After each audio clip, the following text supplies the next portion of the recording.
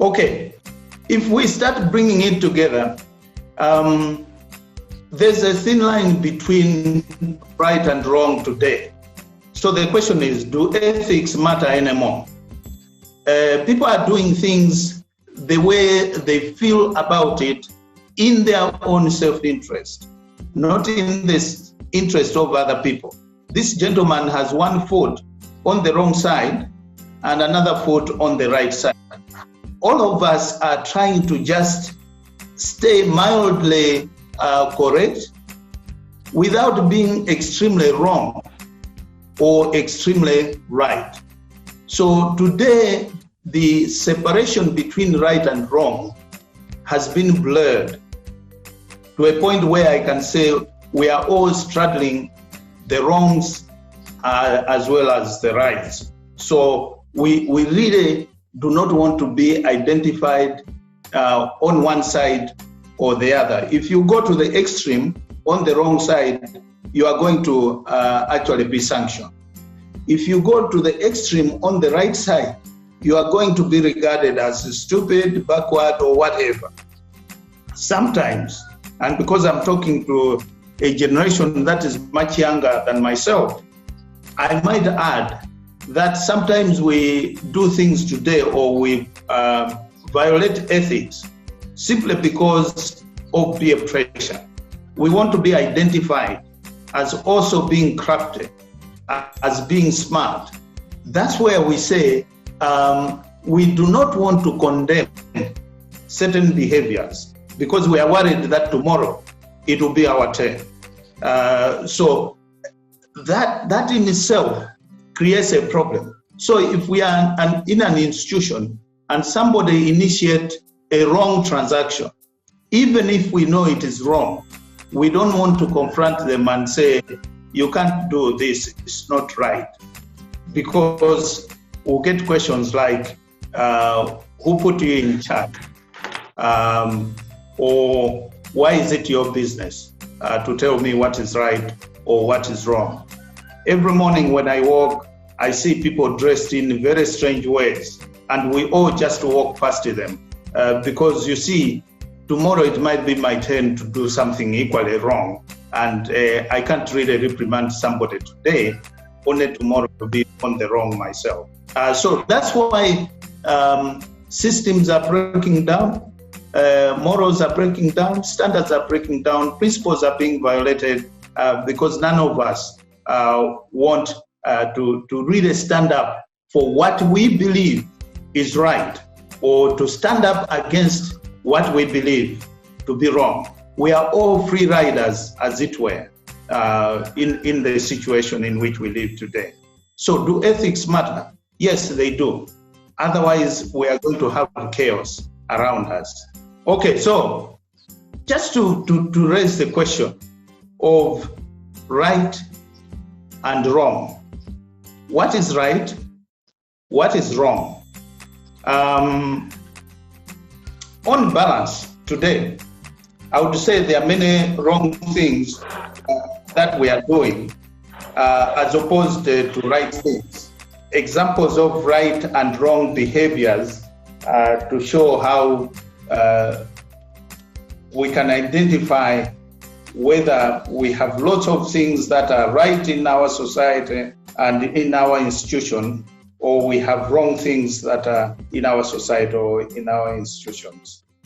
Now, look at that. I've tried to just depict some behaviors, and I've tried to classify them in terms of right or wrong. So on the right, I have generosity, then I have love, I have freedom, I have morality, I have equality, I have humility, I have fairness. I think these behaviors, normally people would accept them as right. People that are generous are regarded as good members of society. People that are loving, people that like freedom, people that are morally upright, people that are humble, people that are fair, as opposed to The wrongs that we have also are ministers: greed, hate, slavery or exploitation, immorality, inequality, pride, and unfairness. I was trying to contrast them, that I think if we were to weigh these on a balance, we would find that today there's very little of generosity and quite a lot of greed, a lot of hate and very little love. A lot of people are not free at all. And there's immorality, a lot of it, more than morality, a lot of inequality, more than equality, a lot of pride, more than humility, a lot of unfairness, more than fairness. People today are doing more wrongs than rights, particularly in the financial sector. This was from Samuel, the book of 1 Samuel chapter 12, verses 3 and 4. And in that fair speech, Samuel said to his people, "Here I stand, testify against me in the presence of the Lord and his anointed." And I like this: whose ox have I taken? Whose donkey have I taken? Whom have I cheated? Whom have I oppressed? From whose hand have I accepted a bribe? Let me shut my eyes. If I have done any of these things, I will make it right. The people responded, "You have not cheated or oppressed us. You have not taken anything from anyone's hand." This, to me, one day, all of us on this forum will retire. And I would like to challenge you and say, at that moment, when you retire, will you be able to make a speech like this to really ask the general public and say, condemn me if you want, but tell me, whose ox have I taken? Whom have I oppressed? From whose hand have I accepted a bribe to make me shut my eyes? And then he challenges to say, if I have done any of these things, I'll make it right. Now, if you are able to say or to utter or to ask such questions, then I put it to you, you are a very ethical person. But if you are not able to ask these questions and to have people respond and say, you have not cheated or oppressed us, then search from within yourself.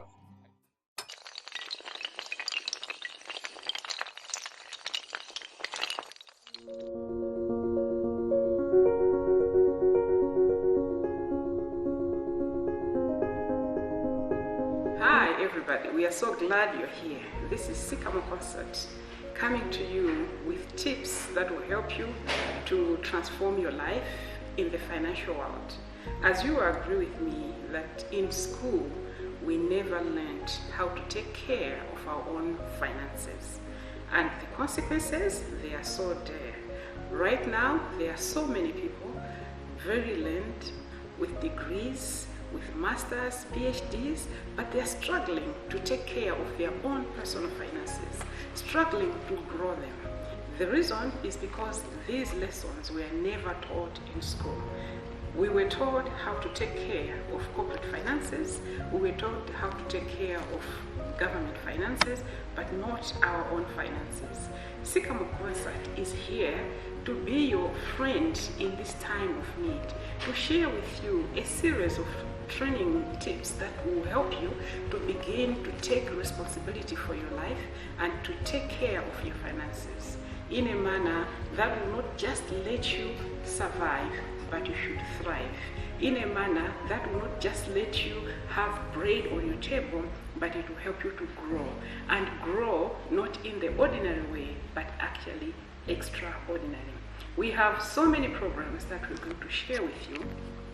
We'll be covering introduction to personal finance. We'll be looking at the visionary life. If you don't have a vision, obviously you're going nowhere. So for you to grow your finances, you need to catch the vision. We will share about investments. We will share about debt management strategies. We will talk about wealth creation. Yes, wealth creation. We all have touched money, but have we turned it into wealth? We're going to talk about retirement planning and living a balanced life. Yes, retirement shouldn't be something that just happens to us, but it has to be something that we plan and we endeavor to get it. So Sycamore Concert will be here to teach our listeners, to share tips on what can we do to improve our finances, to grow them, and to be of influence. By growing our finances, we are going to make a positive difference, not only to our families, but also to our society.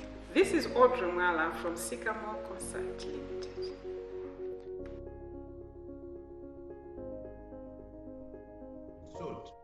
Let me give you something that challenged me when I joined a certain organization. And a senior member came to me and said, "Congratulations, sir. You are now our boss. But let me caution you that everything that you do is going to be known by the lowest level employee in this company, because no instruction can be executed unless it starts from the lowest point. So it will be the accounts clerk that actually initiates the instruction that I've issued. But look at the instruction that he has issued. What are they going to do tomorrow?" So I think that's really where we have to tackle the issue. It must start from the bottom all the way up, by parents taking responsibility for saying, "I want to raise children that will understand what is right, what is wrong, children that are ethical in their conduct." Thank you very much, Doctor. You've actually decided not to isolate yourself and the older generation from the failures. And I know Reyneck will actually come in. He's also a person who believes not so much in enforcement, but probably in preventive measures. Ladies and gentlemen, it has been very, very great. And please let us all unisonically give him a big round of applause. He deserves to have one.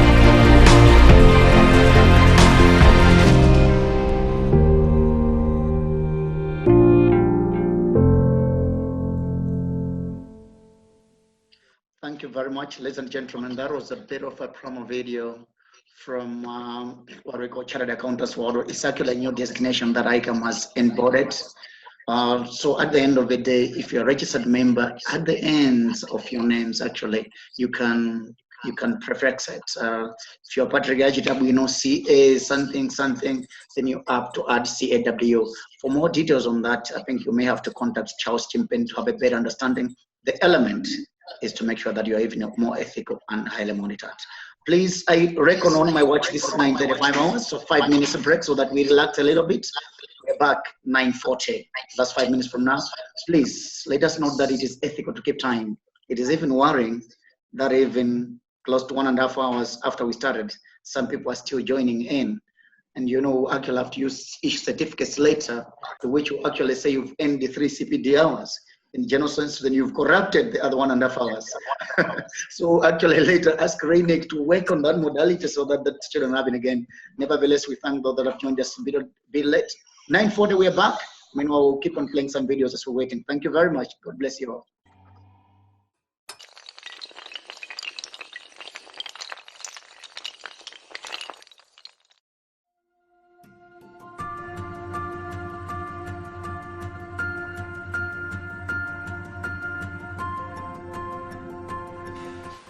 Hi, we are here today again to talk about our personal finance.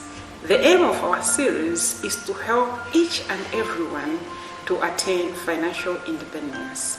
Yes, we have independence of our countries, we have independence in different spheres of our lives, but financially, are we independent or are we relying on someone?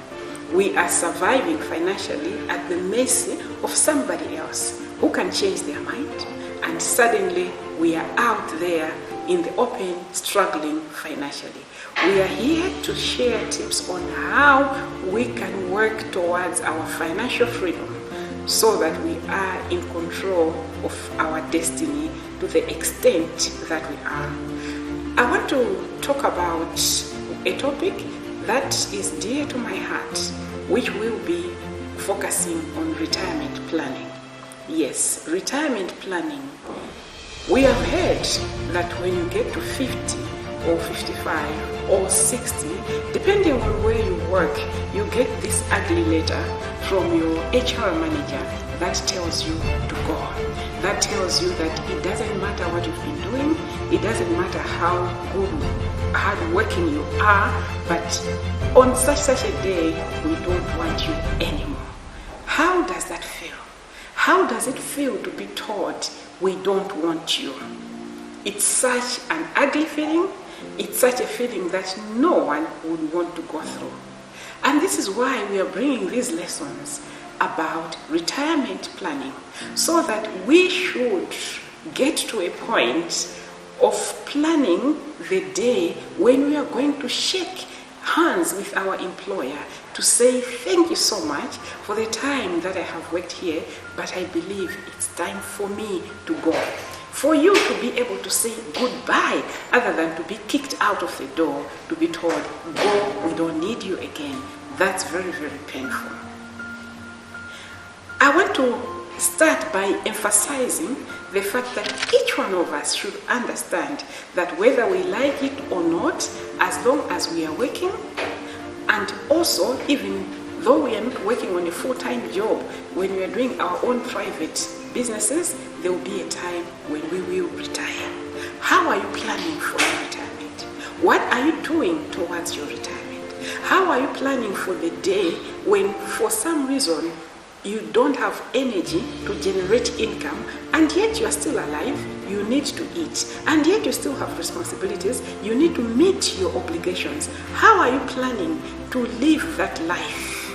So listen more, stay with us. We're going to share with you tips on how you can plan your retirement so that you retire decently, smiling and happy.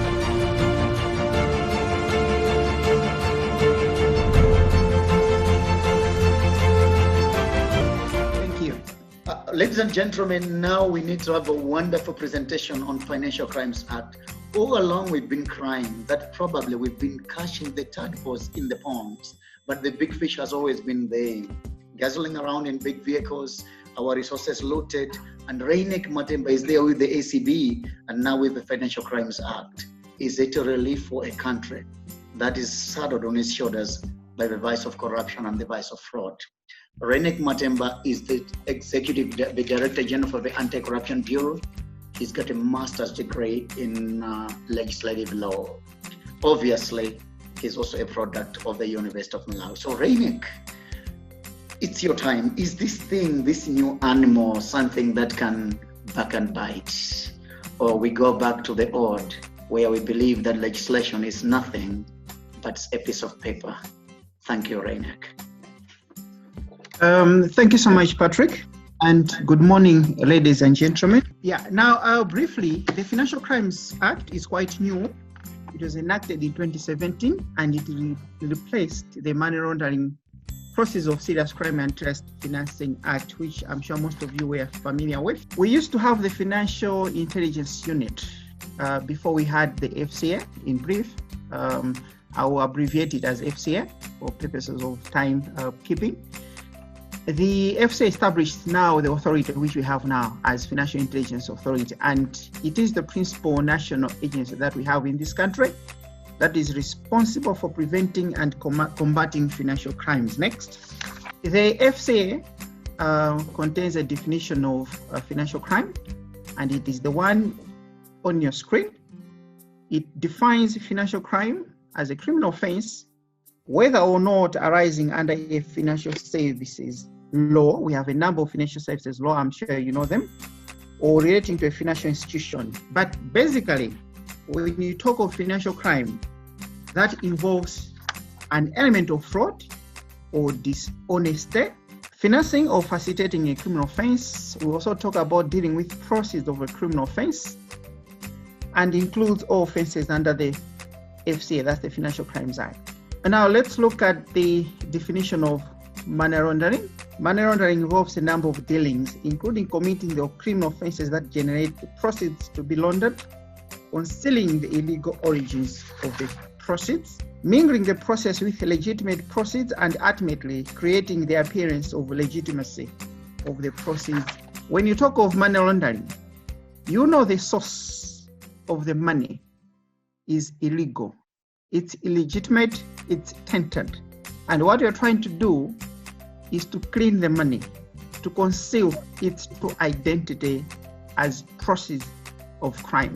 It's also defined as use or misuse of public office for private gain, but this second definition basically relates to corruption in the public sector. It relates to public officers. So for our purpose, we'll look at the definition of corruption as abuse of entrusted power for personal gain. It doesn't matter whether you're in the private sector or in the public sector. What can be looked at as corruption in Malawi may not be looked as corruption in Tanzania or in other countries.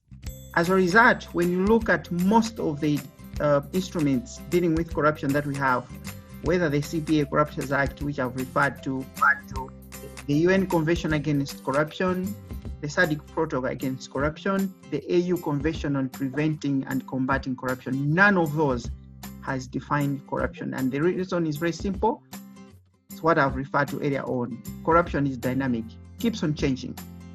That's why when you look at most of those, if not all those instruments, they just list examples of corruption. For our purposes as Malawi, bribery is a form of corruption. Kickbacks, nepotism, yes, not nepotism. If you're nepotistic, just know you're corrupt. Cronyism, conflict of interest, abuse or misuse of office are all examples of corruption. Our general mandate as ACB is to promote principles of democracy and good governance. And we do that by promoting accountability, transparency, and financial probity. Let's look at our specific mandate as ACB. We exist to prevent corruption.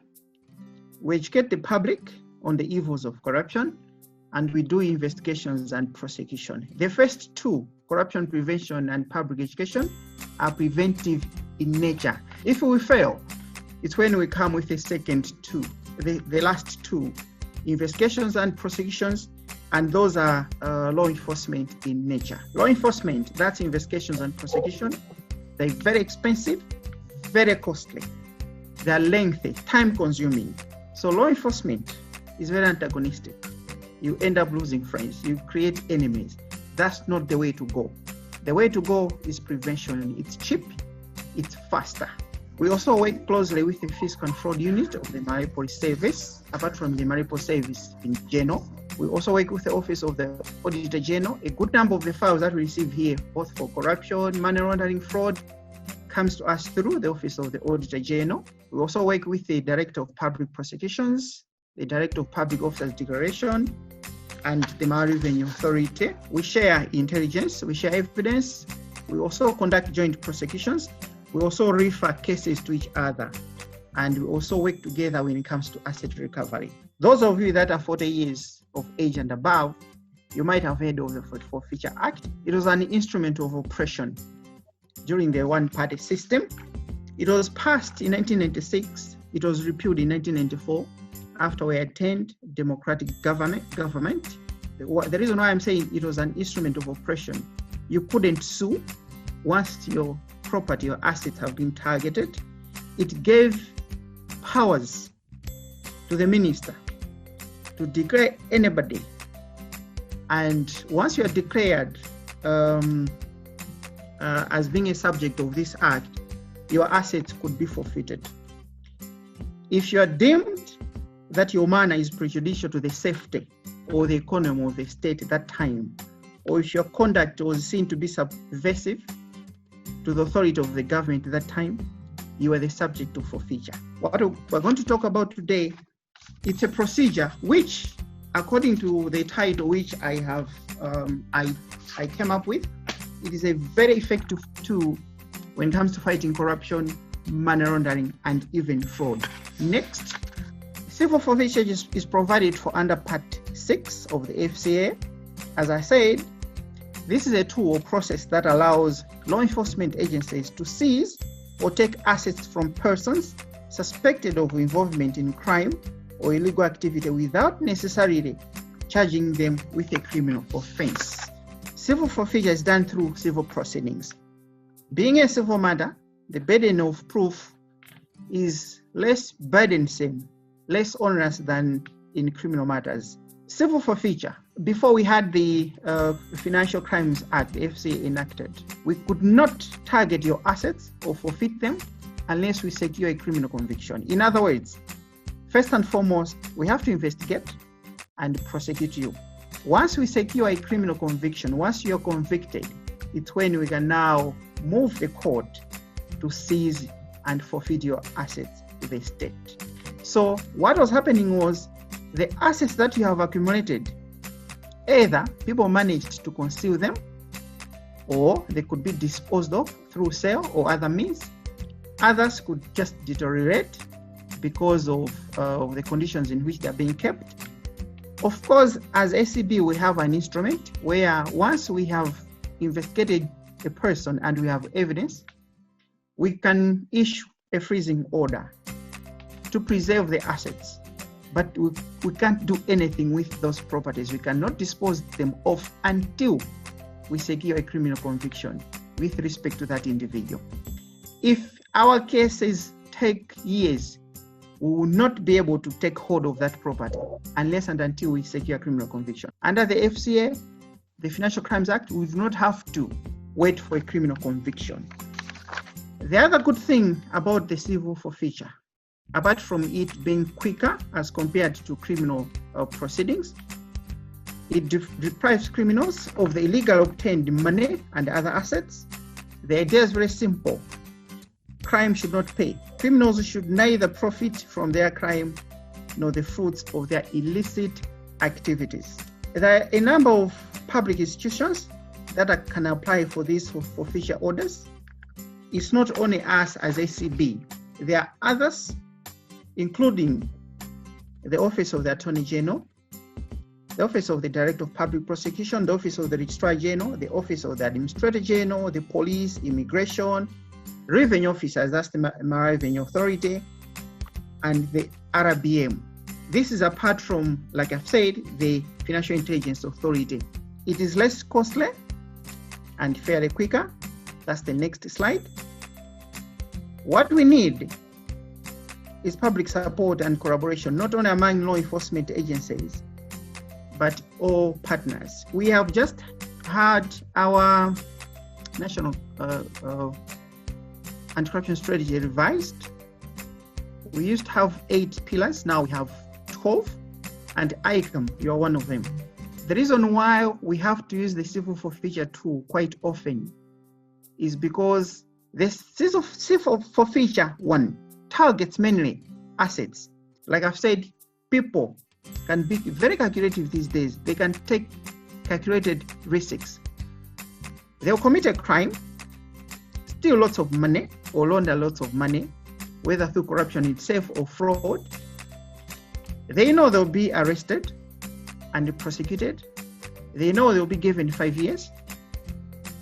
They can go to prison and serve their sentence, come out of prison and start enjoying the benefits of their illicit activities. Some of the cash gate suspects, as I'm speaking to you now, have started coming out of prison. We did not manage to forfeit all their assets. Some of them were concealed. Norman is here, he would agree with me. They're out, and now it's time for them to make merry. That's not the way to go. The most effective way to fight corruption is to take away that asset. People have no interest, no incentive to commit crimes, including corruption and money laundering and fraud, if they know once I'm caught, the proceeds which I've managed to get from my illicit activity will be taken away from me. There will be no incentive to commit crimes. But because people out there know I can steal lots of money from my institution, whether government or the private sector, chances high, if I get arrested, I'll go to prison, serve my sentence, come out, and start enjoying proceeds of my criminal activities.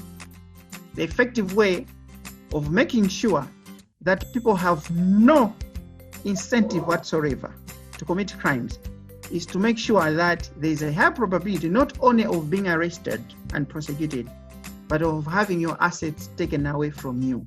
What would be the point of committing financial crimes when you know the product of your criminality will be taken away from you? In most cases, processes of corruption and fraud are laundered. That's why when we talk of corruption, fraud, we also have to talk about money laundering. In case some of you might ask, yes, Mr. Matemba, we have this tool. Where are we? Have we started using it? Yes, we have. The Financial Intelligence Authority, they investigated a certain case. I'll not mention the names because some of you might know them personally or you might be related to some of them. They were arrested using the civil forfeiture. The process is very simple. Once we receive a complaint, and for us in the ACB, we receive our complaints through a number of ways. People write letters, whether with their identities revealed or even anonymously. People make phone calls. People come to the bureau. We have a report center where people can come in person and report. We also get our complaints through the media, whether social media or print media. We read something through our publications office. We pick that one up. We can open a file. Once we get a complaint, we institute an investigation. We have what we call the Complaints Review Committee because we want to be transparent and objective as much as we can. It is composed of a number of officers from different departments and sections. They will look at the complaint. Once we are convinced that the complaint that we have received has merit, they will make a recommendation to me and authorize that investigation. Once we have evidence that Mr. So and so was either laundering money, he has proceeds of crime through corruption or fraud, we'll just issue a forfeiture order under Section 4474 of the FCA in the High Court. You will have 14 days to challenge that order. If you do not challenge it, the assets that we have targeted, whether we have frozen the assets, whether it's money or other assets, property, houses, land, cars, after 14 days, if you don't challenge that, that property will be forfeited to government. If we have proof that property came from government. If it came from your institution, it will be forfeited back to your institution. If it's an individual, it will be given back to the individual. Unlike the Forfeiture Act, which I referred to earlier on, there are safeguards under this civil forfeiture process. You'll be given the right to be heard. In case, and I'm saying in case, you have combined your legitimate assets and illegitimate assets. In as far as money laundering is concerned, all of them will be deemed illegitimate. If you have 1 million kwacha in your account, which you obtained legally, you obtained legitimately, but you've stolen some money elsewhere, let's say 5 million kwacha, you deposit the money in the same account where you have your 1 million kwacha. The reason behind that is to conceal the true identity of the 5 million kwacha. All that money may be forfeited.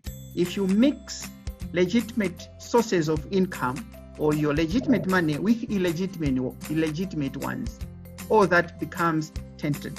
Now, I earlier on talked about the burden of proof. I said for civil forfeiture, it's on a basis of probabilities. It's quite easier to prove that, because what will be required on our part as ACB, as FIA, as Attorney General, as Registrar General, is only to prove two things. That yes, Patrick, we know you are on a salary pay. Okay, you receive a salary. You are employed full time. We just pick a period, say 5 years. Within these 5 years, the maximum you could have earned, Patrick, is so much, whether from your salary, whether from your businesses and other sources of income. But we look at the property that you have, it's more than what you could have earned in those 5 years. We go to court, we just prove to the court, we show the court, we bring the evidence that according to our investigations, these are the assets that Patrick has, but these are his known sources of income.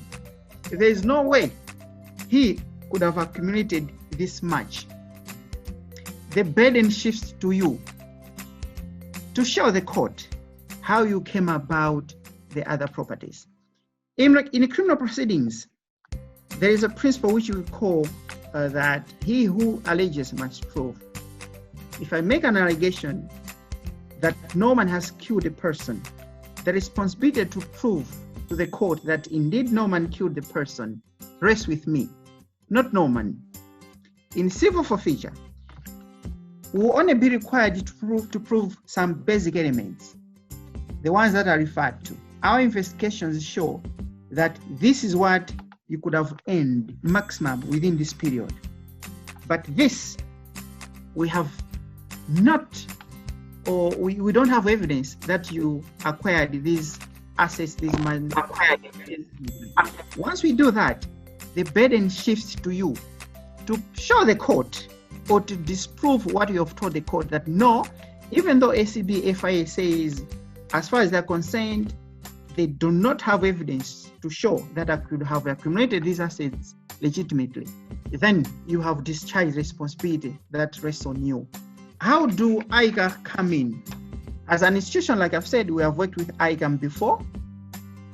We have referred cases to them. They have also referred cases to us. In case some of you did not know, just know we work with your institution. If you commit crimes, financial crimes, just know Icam will be able to do their part. Whether you have, I know you have a code of conduct, they will be able to conduct disciplinary proceedings. But that criminal element that will come out of their investigations will be referred to the ACB, the Fiscal and Fraud Unit of the Money Process. That's how we work with Icam. If you can, keep records of your sources of income. I know it is very difficult to keep records for each and every asset that you have, each and every procurement that you have, that you make, each and every item that you have acquired. But for those that you know are of value, make sure you keep records. Or if you cannot keep records, make sure you're able to account as to how you came about those assets, whether it's money or other assets, cars, land, houses, how you build them. People get money in different ways. Salary, business, You can get a gift. For some of you that are lucky, some of you, maybe your parents, left some assets under their deceased estate. You're a beneficiary. You can get some money and other assets through lottery. However you acquire those assets, let's develop a habit of keeping records. Like I've said, the Financial Crimes Act, the civil forfeiture tool, does not only target public servants, it targets everybody, including those of you that are working in the private sector. Special thanks to Reyneck Matemba. We're going to give him a big round of applause, please. Business ndi imodzi mwa njira zotukulira moyo wa anthu komanso kupambanitsira chuma cha dziko. Nchachidziwikire kuti anthu osauka amapanga dziko losauka. Kwa zaka zambiri dziko la Malawi lakhala lili pa mndandanda wa mayiko osauka mu Africa. Koma nkhani yosangalatsa ndi yakuti dziko la Malawi lili ndi anthu amene achita bwino kwambiri pa nkhani ya zachuma mu zaka zimenezi. Sycamore Consult ndi kampani ya Malawi yomwe imapereka upangiri komanso ukadaulo pa nkhani ya zachuma ndi bizinesi zosiyanasiyana. Kwa nthawi yoyamba kampani inakonza maphunziro omwe cholinga chake ndi kuphunzitsa anthu za mmene angapangire chuma. Wealth Creation Conference. Maphunzirowa anachitikira ku Amalidis Hotel mu mzinda wa Blantyre. Mai Audrey Mwala ndi mkulu wa kampani ndipo akufotokoza cholinga cha maphunzirowa. Kwa ineyo makamaka maganizo anga ndi dziko langa chifukwa dziko langa ndi Malawi kulipo kwina kumene ngapite ndiye ndikufuna dziko langa likhale lotukuka komano dziko lokuti litukuke likufunika kuti yambire anthu fe chifukwa vuto lili pa anthu fe chifukwa tikati boma ndife anthu. Conference ndingokhala pasi ndikuyamba kuganiza ndili kuchipinda kwanga ndikuti bwanji nditapanga chonji ine vuto limene ndikuliona ku Malawi bwanji nditapanga chonji mwina anthu ayambe kumva mauthenga sinonse mwabwera kuzandisapota Reserve Bank yabwera kuzandisapota maspeaker osachaka ndiye chimene chimachitika ndi chimene choti iweyo ukakhala kuti uli ndi idea alipo anthu amene amakhala kuti are ready to support you. You know, ndeno apa ningofuna ndikapange encourage anthu kuti please come up with an idea. And once you have that idea, you umaona kuti Mulungu amatsegula njira popanda njira. Ndi pamene umayamba kuganiza kuti kodi ineyo sinaganizirepo pamoyo panga kuti ndidzagwira ntchito ndi Reserve Bank yayi olo pang'ono. Komano chifukwa chokuti ndinali ndi chinthu chimene ndinapita kukagogoda nguzati koma ineyo maganizo anga ndi yawo. Ndi pamene anayamba kumvesera. Komano ukakhala kuti maganizo aja ulibe, Reserve Bank sabwera kuzamba kukufufuza kuti uli pati yayi. Umafunika kuti iwe ndicho yambire chimafunika kuti chikhale iweyo. Ukachikhazikisa ndi kuchikhulupirira. Ndikukhala ne maganizo kuti andi sizimafunika sota idea yako ichitokhala perfect. Chifukwa I can tell you kuti even conference chili chose chimene mukuona apa pasikuti ni maganizo anga okhala komano ine nali ndi kaganizo kakang'ono ndi amabwera anthu aja amamba nokuchikulisa iye koma titatereso ndi amabwera ndi mafunso ambirimbiri wakuti amakuthandiza kuti uyamba kuganiza even nzimayi amene wabwera wochokera ku Kenya uja ndi wakuti nditamufunsa andifuna ndipange anayamba kundifunsa mafunso kuti ndalibe naye mayankho ndito kuti komano zinontezo kuti ndikakhale pansi ndikuyamba kuona okay apa mwina nditatete apa mwina nditatete so ukakhala kuti wachiyamba chinthu umakumana ndi anthu okuti amakupanga quiz okuti amakuthandiza kuti mapeto ake akakufinya the best comes out of you. Modzi mwa anthu odziwika bwino pa nkhani za business m'Malawi muno yemwenso ndiye khayo amene ali ndi bank FDH Bank Dr. Thompson Frank Mpinganjira wati chinsensi cha chipambano pa business ndi kuyika Mulungu patsogolo komanso kulemekeza banja. Choyamba pamene timapusisana ndi kupusisidwa anthu ndipoti timanena kuti Malawi ndi dziko losauka azungu aja akamati Malawi dziko losauka akamati poorest country least developed country chani anthu basi mankhani mentality kuti Malawi muno palibe chingachitiki ngakhale titakhala dziko losauka chotani pamapezeka mwayi basi.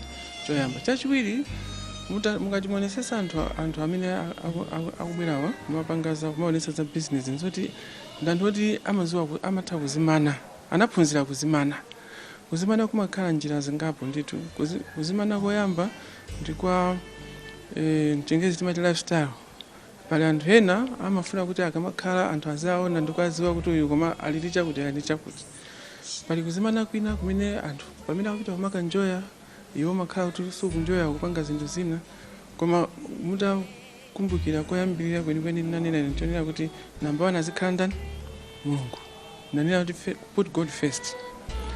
Ukamika Mulungu patsogolo amakupatsa nzeru komanso amakupatsa mathandizo koma ndizimene zimathandiza kuti uzikhala munthu wophunzira kuzimana wophunzira moyo wako kukhala moyo wa osakhala wodula kapena woonetsera kwa anthu ndi zina zotero. mukati muonesesenso banja ndilofunika kwambiri popanga business. Ndiye pala anthu ena amene banja samalika patsogolo, mukayika Mulungu patsogolo chachiwiri zikhala banja. Banja ndilofunika kulisamala, mkazi ndi ana, ngati uli wamkazi mwamuna ndi ana kumasamala, chifukwa banja limene lili banja la Chingerezi ngati stable lokhazikika. Sumataya nthawi ndi zinthu zambiri ukakhala kunyumba khala kuti makhala mukambirana zopitisa patsogolo banja. Ndi pali zinthu zambiri ndithu zimene amalawi tingapange zoyendera kuti akuti kumalawi kulibe ndalama. Tonsefe takhala tinagwira ntchito. Sikulu imene napita ine ndi kumalawi konkuno namalizira papole paja, kenako kuyamba ntchito mtawunimu, kenako kumapezeka kuti ndanena kuti patapita zaka 18 mumatuka magwira ntchito muja munthu muzikhala kuyang'anang'ana zimene zikuchitika, anthu akupanga chani. Mchingerezi amati you must shadow the successful people. Awa kuti akutani kuti afika pamene afika apa, awa kuti atani afika. Kumakhala pafupi ndi anthu amene akuchita bwino, osati munthu makangopezeka kuti malo ena ake masiku ano ndetu mangozingopezeka kumademo kapena pa social media kumangonyoza anthu kutakolata ndi zina zotero sizingakupindulire zinthu zimene zichazoyo. Pogwirizana ndi a Thompson Mpinganjira, a Yusuf Shiraz omwe ndi aini yake a Amaryllis Hotel, yomwenso ndi hotelo yayitali kwambiri m'Malawi muno, ati chinsinsi cha chipambano chawo pakamangidwe a hoteloyi chagonera pakuwapanga ntchito awo kukhala ndi mphamvu komanso umwini pa ntchito yakumanga hoteloyi. Iye anati njira imeneyi imatchedwa bottoms up. Chinsinsi cha chipambano pakamangidwe ka hoteloyi ndi kupereka mphamvu komanso umwini kwa anthu ogwira ntchito, njolinga choti anthuwa aone kufunika kugwira ntchito molimbika komanso kuwathandiza mabwana awo kulongosola ntchito. Njira yomwe tagwiritsa ntchito ndi yomwe tikuyitchula kuti bottoms up, kapena kuti anthu omwe ndi apansi kutengera udindo wawo apatsidwe mpata kwambiri poyerekeza ndi mabwana awo. Njira iyi ndi yothandiza kwambiri chifukwa atsogoleri amakhala ndi mpata wotha kuchionera chinthu patali. Anthu m'Malawi muno atamvetsetsa njira imeneyi ndi kuyigwiritsa ntchito zingathandize kuti ntchito za malonda zipite patsogolo komanso kutukula dziko la Malawi.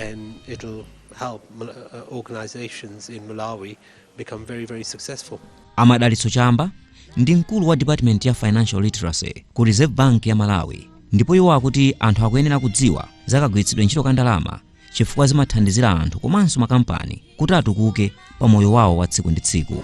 Ndizoonadi ife tapanganawo participate ngati Reserve Bank mu program imeneyo imene ayipanga organize a Sycamore. Tinachiona chofunikira kuti tikhale nawo anzathu a Sycamore because monga mwamvetsera mmene timapanga present financial literacy ndi chinthu chonena kuti Malawi aliyense akuyenera kukhala nacho, and tafotokozera muja si program imene munthu amapitira ku skulu. Inde ukhoza kupita ku skulu koma ndi chinthu chonena kuti munthu aliyense akuyenera kupanga strive kuti akhale financially literate. Kuti munthu akhale financial literate ndizofunikira kunena kuti munthu uja zimuthandizire kuti akamapanga zokhuza ndi chuma chake pa moyo wake azitha kuona kuti ndingapange chani moyo mwanga kuti mwina moyo wanga usakhale chimodzimodzi. Chonena kuti financial literacy ndi imene imamuthandizira munthu kuti mwina azindikire onera kuti ndikhoza kutani, what is around me, kuti ndikhoza kukhala ndi idea yotani kuti mwina moyo wanga usakhale chimodzimodzi. So ndizofunikira kwa Malawi aliyense and kwa anthu amene abwera mu program yathu iyi tikuona kuti ndi chinthu chonena kuti chathandiza iwo ngati anthu ngati ma individuals komanso ngati ma households, komanso pali ena amene abwera mu program iyi amene akugwira ntchito. Ndizonena kuti akabwera ku ntchito chachikulu chonena kuti mindset ya anthu amene akupanga participate isakhale chimodzimodzi yayi, abwerere with a changed mindset kunena kuti mwina zimene amona kuti sangathe kupanga ndi exposure imene tapatsa anthu mwina anthu akhale osinthika m'maganizo mwawo. Mukulankhula kwake pa maphunzirowa, Neka Nobi, mmodzi wa anthu amene anathandizira kukonza maphunziro amenewa, yemwenso ndi katswiri wa utsogoleri wa zamalonda kuchokera ku dziko la Kenya, wati anthu amene ni mabiliyonea Malawi muno ali ndi mutu oganizira umodzi mmene wina aliyense alili, zomwe zikutanthauza kuti wina aliyense akuzokhala biliyonea ngati atalimbikira. Tamvapo za anthu omwe achita bwino komanso kupita patsogolo ndi business. Tamva zokhuza mmene apezera chipambano komanso zobetchera zawo. Pamene tamva zimenezi tikuyenera kukhala ndi masomphenya, ndipo masomphenya awo apherezere mu chinthu china chomwe chingathandizire moyo kusintha. Aliyense ayenera azifunse yekha kuti ngati Dr. Napoleon Zombe anakwanitsa, inenso ndikhoza kukwanitsa. Mabiliyonea onse anabwera pa msonkhanowu palibe amene ali ndi mitu iwiri. aliyense ali ndi mutu umodzi, zomwe zikutanthauza kuti wina aliyense ali ndi kuthekera pa iye yekha. Zikufunikira kuti aliyense yemwe walandira maphunziro akathe kufikira anthu ena 5 kapena 10. Munjira imeneyi maphunziro atha kupindulira aliyense. Shazo Moyo ndi mmodzi mwa anthu omwe anali nawo pa maphunzirowa ndipo akufotokoza za momwe wapindulira ndi maphunzirowa. Chomwe chinandipanga inspire kwambiri ndicho kuti anthu amene analiko kuti asapange present ndi anthu amene ali kale mu pathway ya anthu amene amapanga ndalama. Ndinaona kuti ndiwena ndibwere kunoko kuti ndizakhale nawo, ndizaziyike nawo mu pathway ya anthu amene amapanga ndalama. Business ndi mindset. Munthu kuti upange business ukuyenera kuti ukhale ndi idea yomwe itapange solve ma problems a anthu mudziko. So maganizo amene tili nawo amalawi kapena anthu ambiri kunena zokuti business munthu umayenera ukhale ndi capital. Capital imene ikhalepo inde komano si chinthu choyambirira chomwe chimayenera kukhalapo. Chomwe chimayenera kukhalapo choyambirira chomwe taphunzira ndicho kuti munthu ukhale ndi idea yokuti upange solve mavuto a anthu. Ukapanga solve solution imeneyoyo ndiyomwe itakubweretsere ndalama. So capital imabwera pachiwiri. Koyambira ukhale ndi idea kenako kwinako kukhale capital. Malo mwa Hope Channel Malawi kuchokera kuno ku Blantyre ndine Benefit Kachimera.